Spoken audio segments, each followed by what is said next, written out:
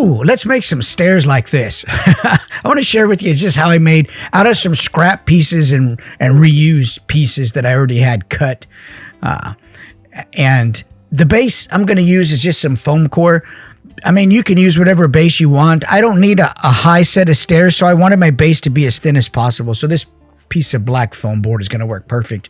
The bricks I have are a wall that I glued together. You can see it to the right there, to the right of the frame. It's just a wall that I glued together of individual bricks that I didn't like, so I'm taking the wall apart, and I'm going to use those bricks as my stairs. It's just sort of a reused, set of stairs made out of reused items. My measurements for the bricks are, I think they're about 2-inch long by 0.75 tall. It doesn't matter what size you use, but as long as they're fairly consistent sized pieces, then it's going to work for you. I've got bits and pieces of hot glue on there that I need to peel off, but I just want to get a basic outline. And I know my dimensions here are going to be 8.5. They're going to be 8.5 long. The staircase is going to be 8.5 inches wide because the piece I need to fit it on the dio has an opening of 8.5 inches. And they're going to be like 3 steps. And so since the steps are 1 inch wide, they're going to be, the piece of foam that I'm going to cut is 8.5 by 3. Like I say, I don't need a bunch of steps. I just need a quick couple steps to put on the front of this jail cell that it's not really a staircase or something like that. So the idea here is to make them kind of crooked and kind of, wobbly looking or whatever, and kind of decrepit a little bit. And so that's the goal here. Once we cut this black piece of foam board, measure twice, cut once. That's the idea, except that I messed that up first thing off the bat here. See, should be 8.5 inches wide.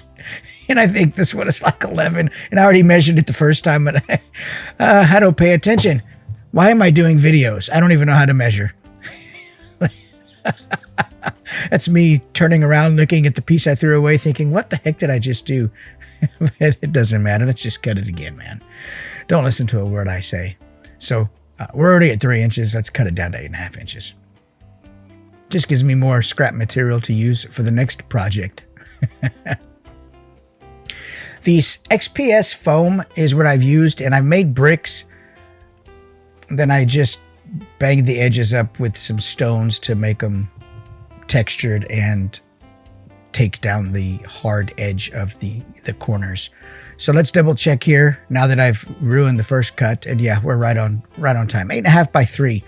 There's going to be a little overhang on the foam board. It's going to come out a little bit from the foam because the foam, though the bricks are 1 inch wide, they've been textured, so it loses a little bit of its dimension. It's no big deal.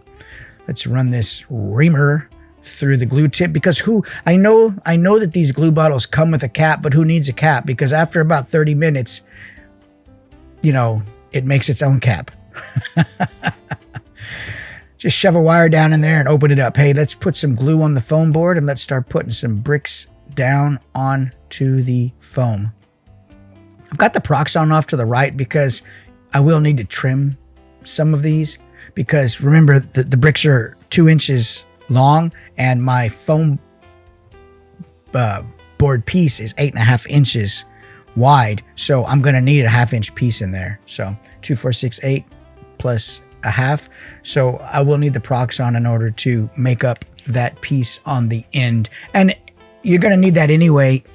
You're going to need to have some 1/2 inch pieces because these bricks are staggered. And so you want the seams sort of, offset a bit. But let's put them on there. It doesn't matter necessarily if you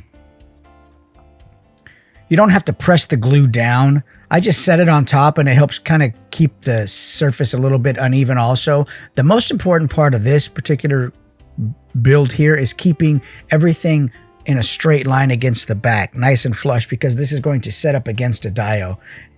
It's not going to permanently attach to it, so I can actually use these steps wherever I want on other shots and stuff too, sort of modular. But you want the back to be flush and the sides to be flush. Everything else in between can be crooked and wavy and sort of, jalopified. Is that a word? It is now. Let's trim some of this off with the Proxon. Love this Proxon. Bam, there we go. Perfect. If only Brick Lane was this easy. I'd have a job, and no, I wouldn't have a job because I suck at it. I can make crooked stairs. So same thing here. Lay out a nice thick bead of tacky glue. I wouldn't use hot glue on this.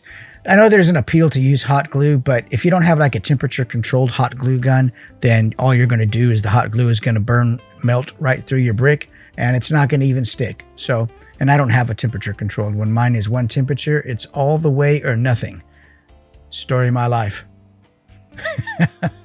All on or all off, baby. Let's put the 1/2 inch piece here and then put our next pieces over.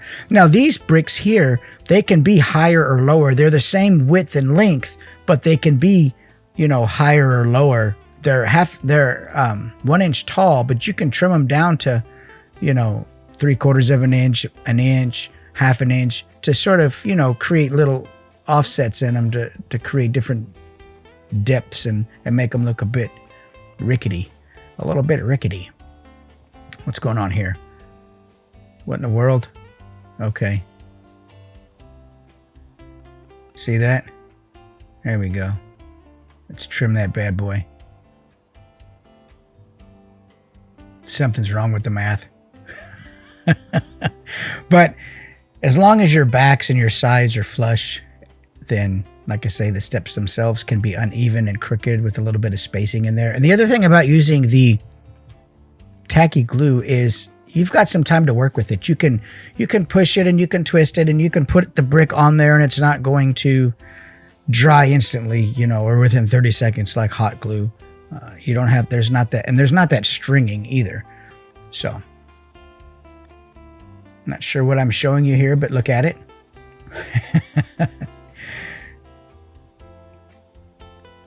We're going to, and if you want, like I say, since we're making some of this look gappy, it's okay. You can leave the gap in there. You don't have to push it right up against, because I'm going to be putting like fake grass and stuff down in those cracks later. So it's okay.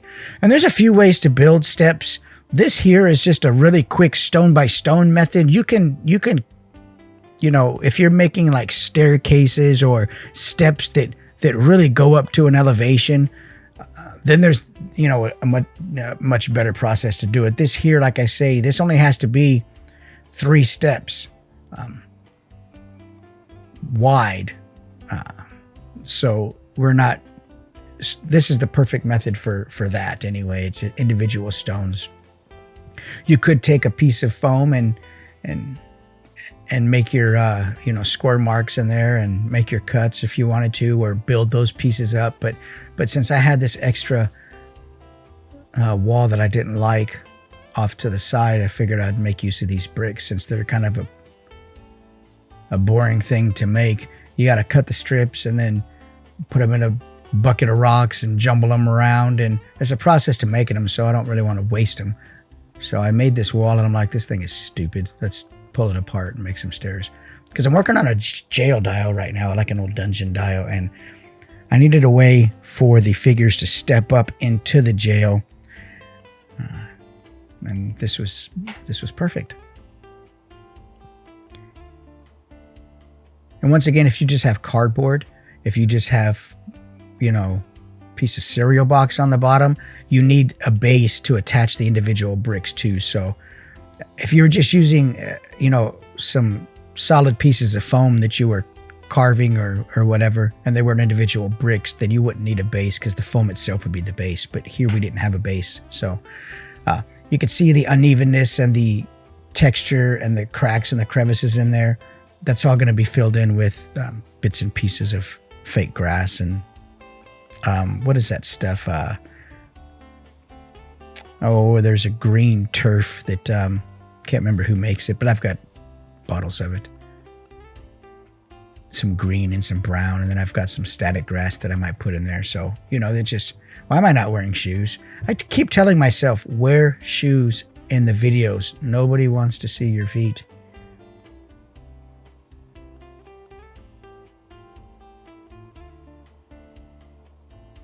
pulling the hot glue off.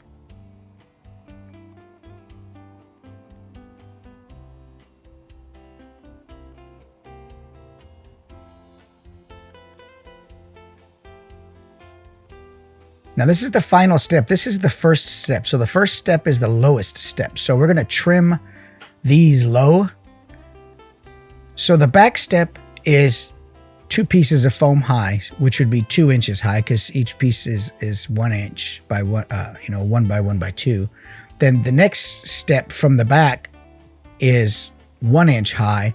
Then the very first step that you would come to if you're walking up these steps is just going to be, 1/4 inch or something high. We're not really worried about measuring the width of the step here because I know the figure's feet are going to fit on here. And there's not too many of them. If I was making a staircase where the figure needed to actually be able to pose on each step or something, then I'd have to really do some measuring and I probably wouldn't get it right. But in this case, it's just a couple steps, 3 steps, and there's no need to really worry too much about how wide they are. There we go. We got to trim that bad boy up. Proxon. I bought this Proxon when they were like $100. I think they're like up to $130 now or something like that. It's crazy. I've had it for a while. It's a great tool. But yeah, I'm making straight cuts with it. I don't know how to use it. I see people getting all awesome circles and triangles and here I am. I can't even master the straight cut. Let's put that on there and fill this bottom step in. And then the next step is once this glue dries, there's a couple ways you can do it. Sometimes I'll go right to a spray paint. Sometimes I'll go to a black Mod Podge. Sometimes I'll just hit it with a flat primer from a rattle can, and then I'll add washes on top of that, base color. There's just a lot of ways that you can go from here, but in order to make this more rigid and look a little bit more in line with the dial that I'm making, I go ahead and do the next step with a black Mod Podge, and that adds a lot of strength to the individual bricks. When you have individual bricks like this, they glue down nicely, but you can get the feel that it's a little bit flimsier because it's not a solid piece of foam that you've actually cut into, steps or carved into steps. And so the black Mod Podge sort of holds it all together and it fills in the seams here and makes it look really dungeony. There we go. See, that tacky glue lets me move that around a little bit. You don't want to push glue up in between the cracks. There we go. Look, we've got some crooked steps. We've got some... You'd never want to walk on these. These are not good steps. You wouldn't, but they're for prisoners, so it's okay. But you would not want to walk on steps like this. If somebody paid you to build them some steps and you came out with some crap like this, you'd be fired. But it works for a dio, and it works for a dungeon. So there you go. On to the Mod Podge. Yes. So what I do is, you just want enough on here to cover, to conceal the pink, and to fill in the gaps. You don't want it puddling and pooling and dripping. Brush it on, as thin a coat that will cover all the pink, but not so thick that you get like puddles and stuff. Cover the seams in there as best you can. Stipple with the end of the brush to get into some of those little cracks and crevices. And look at it from all the angles because little bits of pink foam will be hiding and you won't know it until you go to dry brush and you'll be like, look at this. I missed a whole spot right here. How do I know this? Because I do it. And that's it, man. Just brush it on lightly to get the coverage that you want. Make sure there's no chip brush bristles left behind. GoPro, the GoPro here went into high-speed mode. I don't know how it did it. It just did. But anyway, all we're going to do is dry brush. We're going to start with some gray. And then I take a blue-gray because...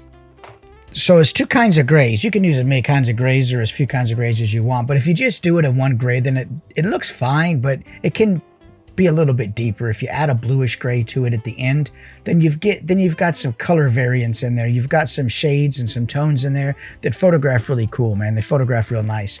So that's all gray. Now we're going to add a little bit of blue-gray on there. And it's just real subtle, but it really makes a difference. It adds that extra little layer of depth and color that is nice. And then in the end, we're going to add a little bit of white and bring out some of the ridges and the, highlights in there. Now, don't get carried away with the white. Make sure the brush is really almost dry when you put white on there, because you will ruin it in no time. How do I know? Because I've done it. But look what the white does to it. It just really brings it out, man. Makes it look really nice. Of course, you can't see going a million miles an hour like this. Thanks, GoPro. But they look really cool, man. And this is just from some scraps. Just from some scraps of foam. All right, let's put some grass in here. Let's get some tweezers out. This cool set of tweezers I bought on Amazon.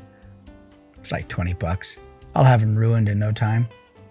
Why? Because I use tweezers for things I probably don't need to use tweezers for. Here's a box of different foliage that I have. These little static grass pads are really cool.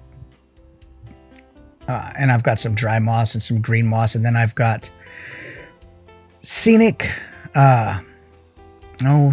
something turf. It's a powder green stuff. They use it in model railroading. The name escapes me right now. But let's brush some glue down into some of these crevices. And go ahead and start stuffing them full of grass. And at this point, it's just totally up to you how you want to, whatever holes you have or cracks or crevices, whatever color grasses you want to put in there. And you can do a combination of a Spanish moss. You can do, somebody's bugging me on my phone as usual. I recently put in a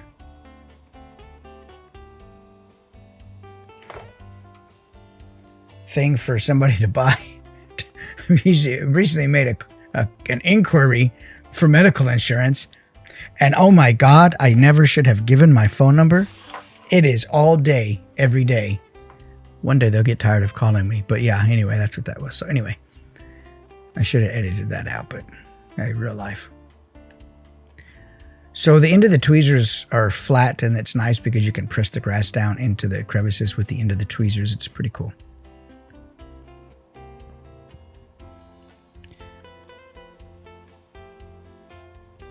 And the nice thing is once you put the glue down in there with the brush, if for some reason the grass doesn't cover it all, you can go back in and sprinkle a little bit of the turf builder green powder on there, and it just clings right to the glue nicely. So I don't want to overdo it with this either. You want to fill some cracks in, just balance it, not too much on one side.